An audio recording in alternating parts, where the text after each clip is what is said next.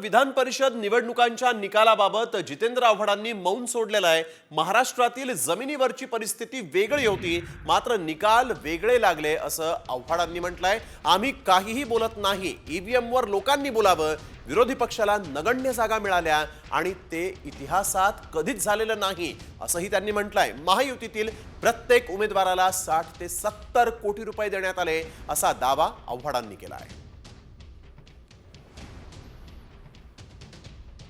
महाराष्ट्रातली जमिनीवरची परिस्थिती आणि लागलेले निकाल याच्यामध्ये 100% अंतर आहे असं महाराष्ट्रातली जनताच बोलते।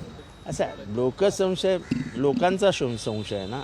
आम्ही तर अजून ईव्हीएमवर काहीच बोललेलो नाही, आम्ही कशावरही काही बोललेलो नाही, कशावरच काही बोललेलो नाही। नाही, पैशांचा पाऊस म्हणजे काय, प्रत्येक उमेदवाराला जर तुम्ही 60-60 हजार लाख कोटी 80-80 कोटी रुपये देणार असाल तर काय समोरचे उमेदवार करणार काय।